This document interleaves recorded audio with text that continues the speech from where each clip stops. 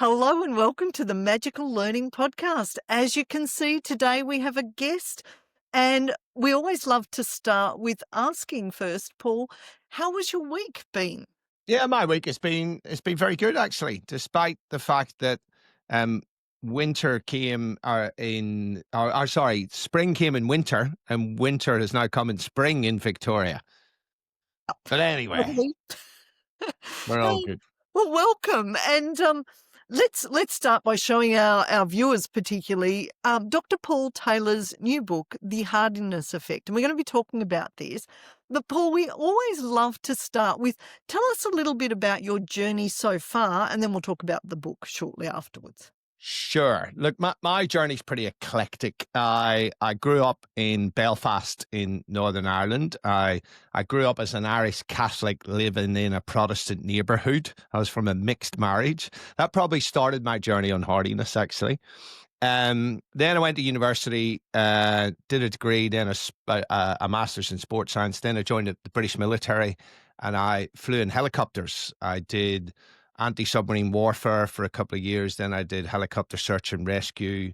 I went through combat survival and resistance to interrogation training, which was a big step forward in my hardiness journey. And then I left the military and became a geek.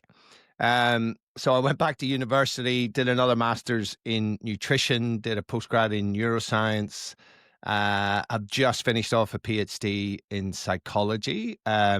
But since I've been in Australia, I've done a number of different things. I started off as a practitioner, in private practice as an exercise physiologist and nutritionist. Then I started a registered training organization. We certified people in Cert 3 and 4 in fitness. So I was in the fitness industry for quite a while. Created a business called BioAids that I licensed to a number of gyms around the world. Then I kind of sold my gym and got into corporate speaking. And that's what I've been doing for the last probably, I'd say 15 years, but probably 10 as a full-time gig. And I also do podcasting and have written a couple of books. So that's kind of where I am so far. Oh, you're one of our people, Paul, because you're constantly learning and growing, and that's what we love. So super excited to have you on our podcast today. So now we're going to talk about your new book, The Yes. Hardiness Effect. And for those who watch on YouTube, we're holding up the cover just there so you can see. Tell us a little bit about why you wrote this, and particularly why it's important that people read this and learn from you. Yeah, look, I think there's probably a couple of reasons why I did it. I was studying hardiness as part of my PhD. And, I used to talk as a corporate speaker, I used to talk a lot about resilience. And I'd read about hardiness years ago and then forgot about it for some reason. But then when I dug back into the academic literature on hardiness, I was like, wow, this is such an impact in so many different areas.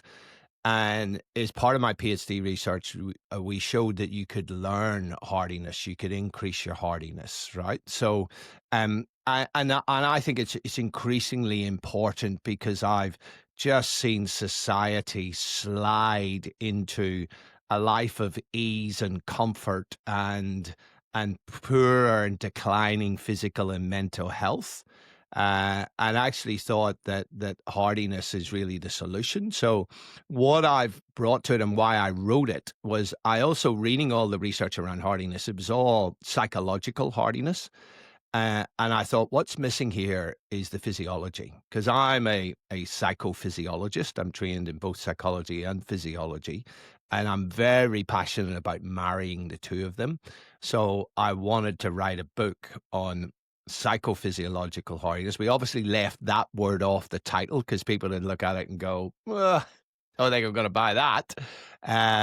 But really, yeah, it's about mind body hardiness and how it can help you to grow from stress, optimize your health, and live longer. And who doesn't want a bit of that? Exactly. And that's what I loved about your book and how it was split as well into those two areas. So let's now start and talk about, well, first of all, what is psychological hardiness? Yeah, so it first appeared from research from Salvatore Matti, and they were looking at the Bell Telephone Company back in the 1970s. They were going through a massive transformation, and they did a 12-year study, Suzanne Kusaba and Salvatore Matti, and they found that about over that 12 years of pretty brutal corporate change, about three-quarters of people just crumbled, and about another quarter actually didn't just manage it, they grew from stress. And they found in their research that they all shared the three psychological orientations that they famously called the three C's: control orientation, challenge orientation, and commitment orientation, which we will unpack, no doubt. But then hardiness was taken up. There's a researcher called Paul Bartone, who's a US military psychologist. And he found that hardiness actually predicted who passed and who failed basic military training. He then found that it predicted who passed special forces selection training. That's the toughest physical and mental course you could possibly imagine. Other research has shown the same in other militaries. And we now know that hardiness predicts career longevity in high pressure environments such as the military, police, first responders. There's also a whole heap of research showing that people higher in hardiness have got better physical health, better well-being, better cardiovascular health. Their immune systems respond better to stress. They recover quicker from serious illness. And even school kids who are higher in hardiness are much more likely to go to university independent of their socioeconomic status. Right. So there is such an impact on so many areas of your life that hardiness, I think, is a critical skill, and we're not teaching it to people, which is a real shame, and that's what I'm trying to change. I love that. And because actually, this is the first podcast we've had, and we've got over 275, I think, now, Mm. um, that we've spoken about hardiness. So, to your point, yeah, it is something that I bet our listeners and viewers are really interested in. So, then you were talking about the three C's. Would you mind unpacking that just Yeah, a little yeah, bit? yeah, sure. But just before I do, actually, because you bring up a point, Yeah. another reason why I think hardiness is really important is I'll just ask your listeners: are you over the word resilience since COVID? Right, and for me, because I used to talk a lot about resilience, and that's what I did in the corporate space. But then in COVID, everybody became a bloody resilience expert, right? And I had all these people online saying resilience is all about self care and self compassion. And I'm like, that's necessary, but it's not sufficient, right? So the three C's are very, very well established. And the difference between resilience and hardiness is resilience is more of an outcome. It doesn't tell you how to get there, whereas hardiness does, right? And that's the three C's. Now, I have added a fourth. So the three C's: control orientation, which is I have an internal locus of control in psychology. I strongly believe that I control or influence my environment and my destiny. And I tend to focus on the stuff that I can control and don't invest my energy in the stuff I can't control. And a lot of people get in trouble because they invest their energy in stuff they can't control. Then the second one is challenge orientation. This is the psychological orientation that you view change and adversity as opportunities to learn, to grow, to develop, to test yourself. And then the third is commitment orientation, which is about being fully engaged in life, whether it's work, play, spare time, relationships, but also having a sense of meaning and purpose, which is hugely important, and also being committed to your own well-being. And then the fourth one that I have added, just because I thought there's so much literature on it, is about connection orientation. Because the human brain is a social organ, and it's been shown over and over and over again that social isolation is as bad for your health as smoking 20 cigarettes a day. But also, when people are socially connected in times of stress, it helps them to get through. So they are the three typical C's, and the fourth one that I have added, because I just think it's hugely important. I love that one that you've added too, because it is totally, totally important. So, oh, beautiful. So then Tell us about the physiological hardiness, because I'd love to learn more about that as well, because I do love that connection you've made between the psychological and the physiological. Yeah, and look, I have long held the view that anybody who tells you that we can solve the mental health crisis just with thinking skills is completely batshit crazy, right? And because there is a huge interaction between your psychology and your physiology. So physiological hardiness has actually, the research on psychological hardiness has been around for 30 years, but physiological hardiness itself has been around for millions of years, right? So this is basically the science of hormesis, which many people have never heard of, but is best summed up by Friedrich Nietzsche.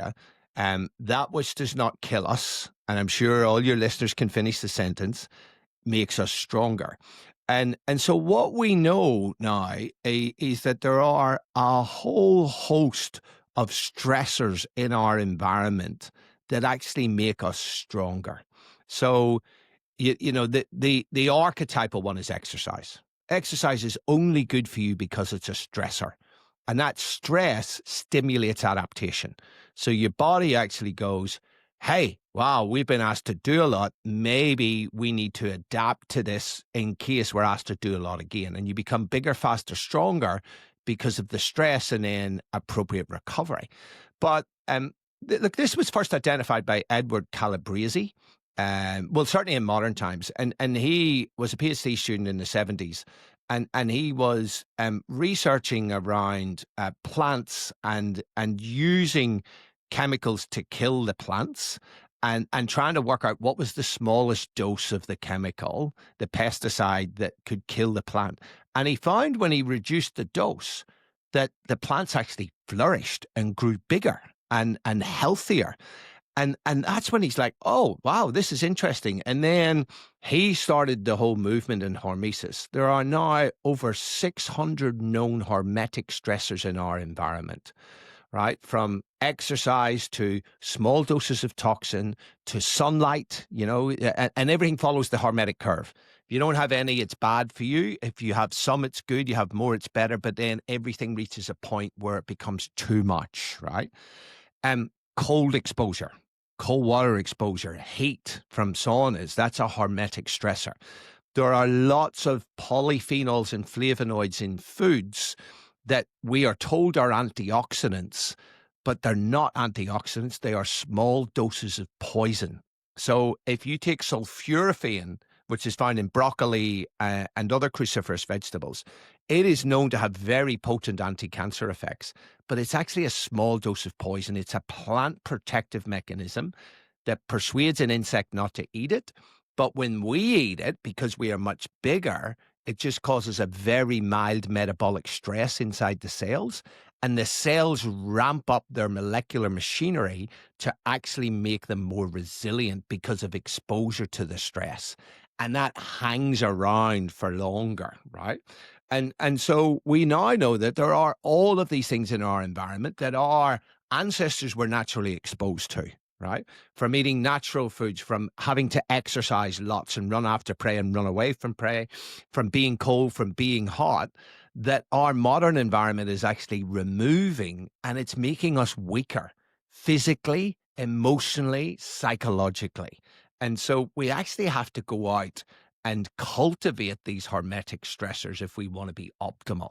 What a great answer. And I'm now very grateful that my broccoli is actually sprouting in my garden at the Hey, moment. there So, you go. yes, I love that. I just had spinach the other night as well out of the garden. Beautiful. Fantastic. And the stuff that you grow your own has got so much more nutrients in it, right? Yes.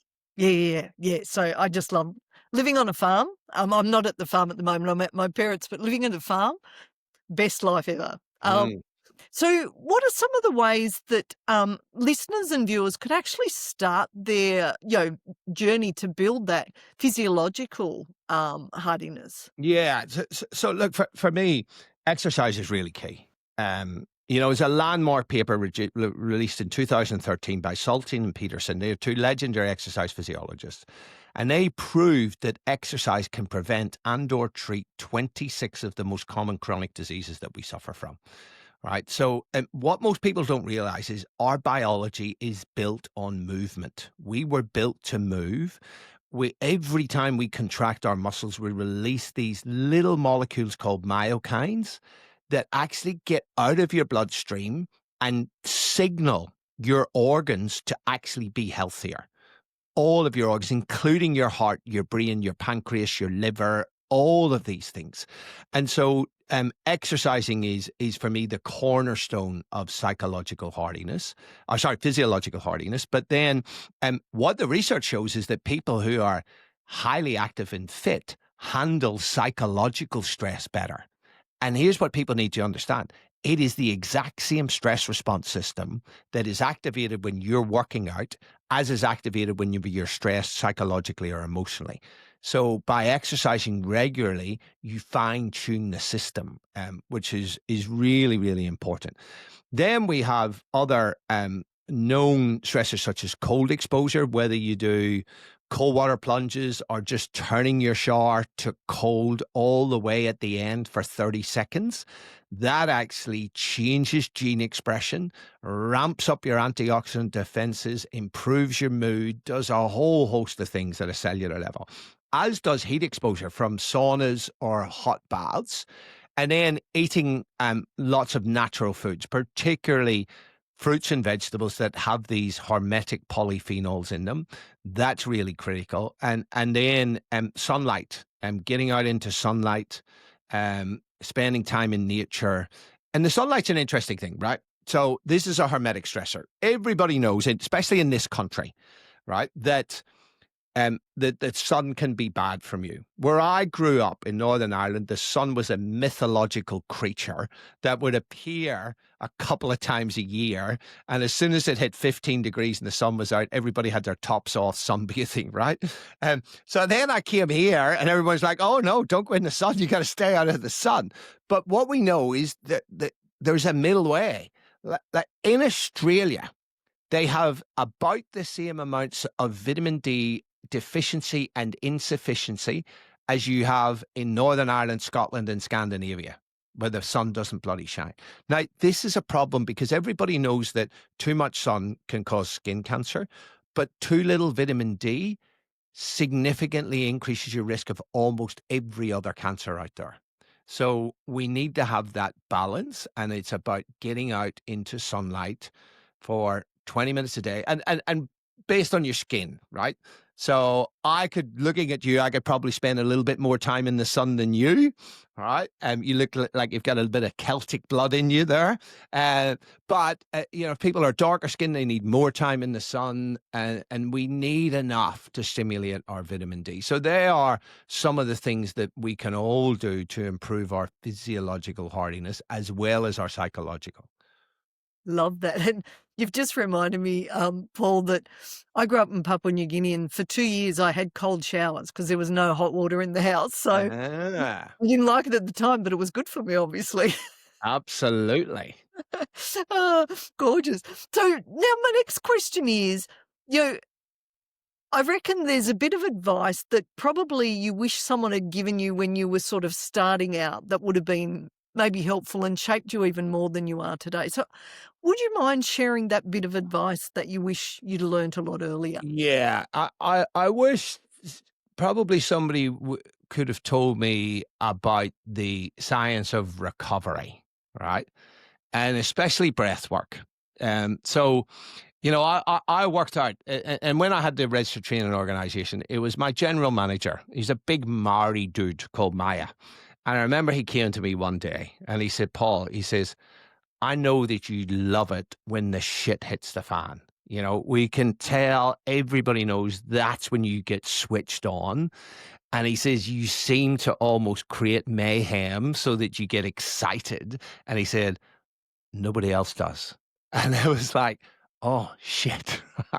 So, and I've had many conversations with my wife. I think I'm probably a bit of an adrenaline junkie. I think I probably lean that way, and certainly my time in the military, flying in helicopters, doing helicopter search and rescue, really fed that. It's only in the later years that I've realized the value of recovery and just give a spoiler alert to the listeners. Recovery is not sitting with your feet up with a bottle of wine watching Netflix. That is relaxation. And they are very different gravy, right? So actually, there's a number of years ago, I started really getting interested in recovery. And there's very interesting research that compares athlete overtraining syndrome to corporate burnout. And those two conditions are almost identical, right? In both cases, there's a loss of performance, there's a loss of vigor or energy, there is also a drop in mood. There's changes in their hormones, there's activation of inflammation at a cellular level. And the world of athletics and elite sport has largely, not completely, but largely resolved overtraining syndrome. And what they've realized is that the quality of recovery is really key. So you show me a world-class athlete today, I will show you someone who has personalized nutrition and they're not eating shit food like the rest of us, right? They don't drink alcohol. They do breath work and or meditation. They follow a whole heap of sleep hygiene practices. They do cold exposure. They do heat exposure. They use all of these tools so that they can recover effectively and then get up again. Whereas a lot of us corporates come back from work and go, Jesus, that was a hard day. I need a drink, right? And so that recovery piece, I think, is really, really key. And part of that, a subset of that, is breath work. Like if you'd have asked me about breath work 10 years ago, I would have said it's fluffy bullshit touted by the crystal waving brigade. But I have not changed my mind so much about anything in science as much as breath work, to the point where I now talk to all the CEOs that I work with, right? And I run Hardiness for the Melbourne Business School CEOs program. And I'm telling all of these guys, breath work is a critical tool in your armory if you want to be a sustainable peak performer and you want to optimize your health. Because we now know that any type of slow, controlled breathing actually flips you from sympathetic, which is fight or flight, into parasympathetic, which is rest, digest, recover. And even 1 minute of doing that can take your brain out of a stress state, reduce your heart rate, reduce your blood pressure, and improve your what's called your heart rate variability, which is a metric of how your nervous system is dealing with the amount of stress that you're under. So I really encourage all the people I work with that ideally every half hour, but worst case scenario every hour, is just get off your arse and move for a couple of minutes, get some blood flow and oxygen back to your brain, drink some water, because dehydration kills cognitive performance way before anything else, and then do 1 to 2 minutes of slow control breathing. That is like taking your brain out and plugging it into the wall to get a recharge. Great advice. And I love twice today I've already been speaking about breath and totally. Oh, there you go. Yeah, for me, it's such an important thing. And as you said, 10 years ago, we wouldn't have been talking about it, but now the science they're doing around it is extraordinary. So I'm glad you brought that up for our. Yeah, and sorry, there's one other little element of breath work. So that slow control breathing down regulates your nervous system. So another issue that people have, a lot of corporates I work with will tell you this, and you'll know this, is that you get the afternoon slump in energy. And people reach for two solutions, right? Either caffeine or sugar or both, right? And what they're actually doing, what their body is craving, is a little shot of adrenaline, right? That stimulatory hormone that switches us on, but it's exogenous adrenaline. It's coming from external. And there's a payback for this stuff, right? And we all talk about interest rates in banks. The interest rates from the adrenaline bank are really horrible. And you pay for that when you go home and you've got no energy for your kids. And you pay for that over time. If you're running off caffeine and sugar, you will pay for that over time, and that's burnout, right? And the other type of breath work that stimulates your nervous system, that upregulates you, is controlled hyperventilation, right? So this is where you do a big breath and then you let go. So it's like this. It's like, so you do 100 of those breaths, that'll wake your ass right up, right? But make sure that you're sitting down because you can get a little bit dizzy. But the research shows it massively ramps up adrenaline and noradrenaline, which gives you energy. So this is a natural way to lift your energy in the afternoon. Even 30 of those breaths will wake you up. It really, really will. So I would really encourage people to work with that, to try the controlled hyperventilation when they've got low energy, and the long, slow breaths whenever they are a little bit stressed. I love that. Great advice, and thank you for sharing that. Our next question, because when we have authors on, every author has a different writing process. So we always like to ask, because we know we've got listeners and viewers that want to write a book. You've written a couple. I'm just going to hold the Hardiness up again for those who are watching on YouTube. Um, Paul, would you mind sharing your writing process? I'm probably not the best person because I'm so haphazard. But for this book, I actually wrote this book while I was writing my PhD.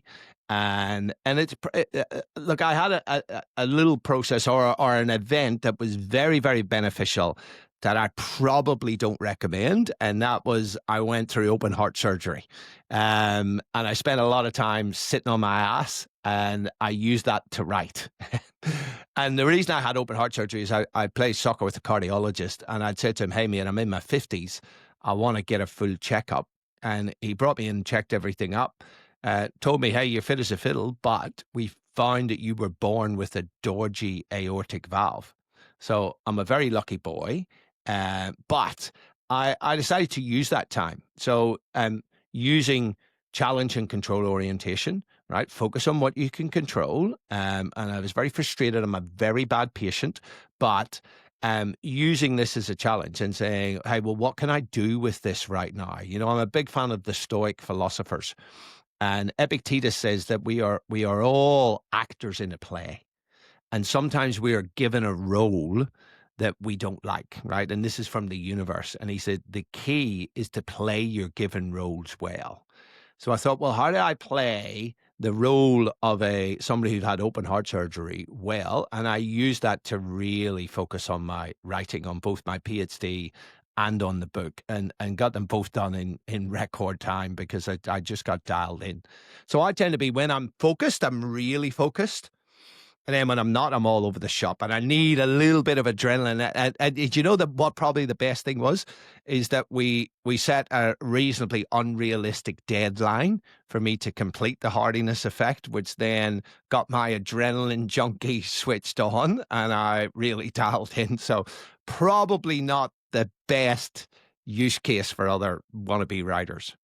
Oh, but it's a great, yeah, it's you're walking your talk. So I love that, Paul. That's That's awesome. right. It gave me an opportunity, right? That's the key thing. Exactly. So we're just about at the end, but is there anything you haven't shared with our listeners and viewers that you'd like to share before we sort of finish up for today?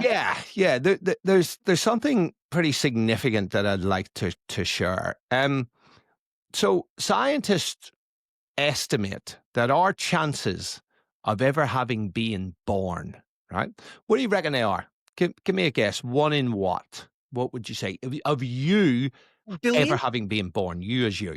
Billions?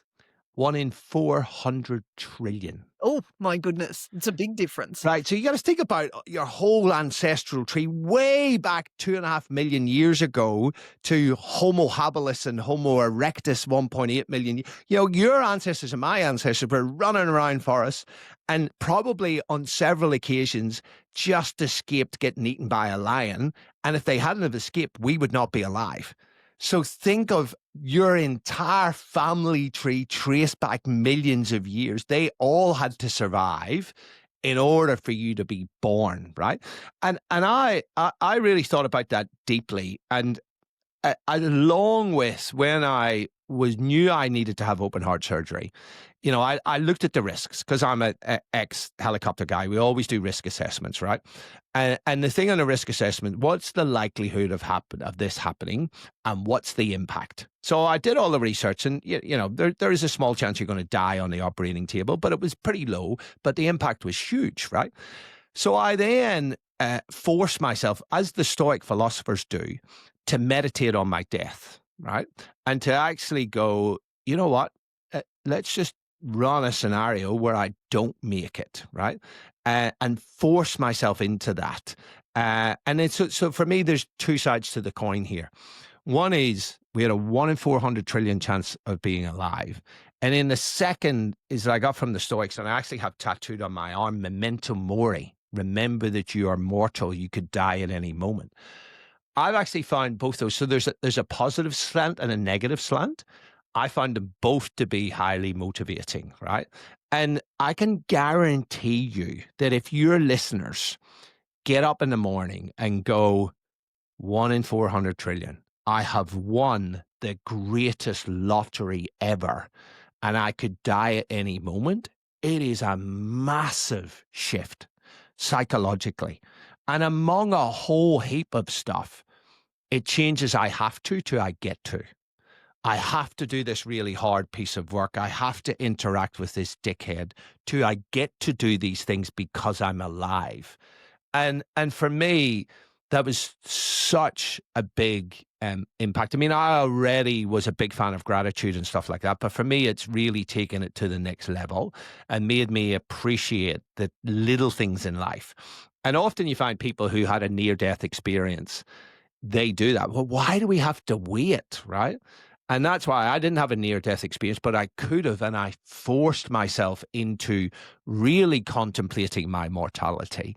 But it gives you that real appreciation for actually being alive. And then all the little things that we get stressed about, you realize they're actually bullshit.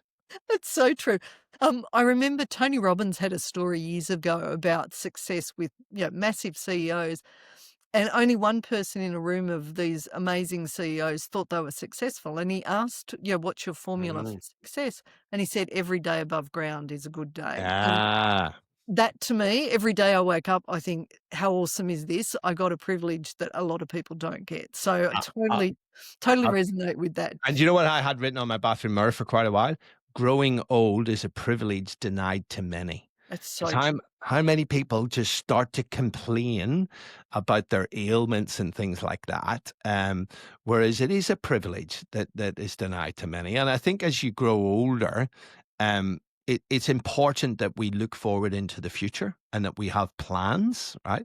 So my father-in-law is a great kid. He's 87 years old, and he is growing these flowers. I can't remember the name of them. Hope he doesn't listen to this podcast, but they're beautiful flowers. But he's entering into competitions, and he's planning a competition next year. Dahlias. They're very hard to grow, and he grows these fantastic ones.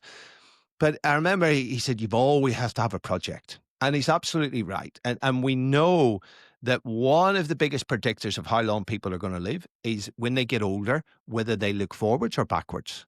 And the people who are always looking backwards and complaining about their ailments, they don't live anywhere near as long as people who look forwards, who have gratitude, and it's another day above ground, and make plans for the future. I love that.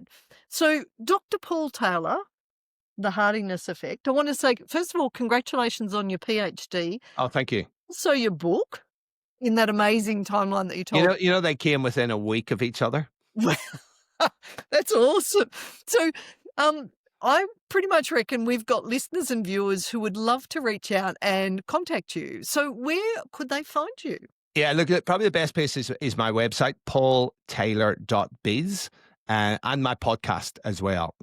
So my podcast is just, the name is being changed right now from the Paul Taylor podcast to the Hardiness podcast. So look up either of those two, depending on when this goes to air, and you'll find it. So that's where there's a whole heap of extra stuff around it. And there's actually stuff on my website that people can dig into as well.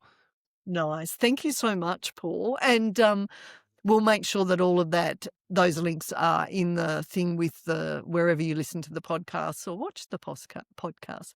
Cool. So can I say to all of our listeners and viewers that have been listening and viewing and sharing with everyone, we're so grateful. And Dr. Paul Taylor, thank you so much for joining us today. And for everyone, have a magical week.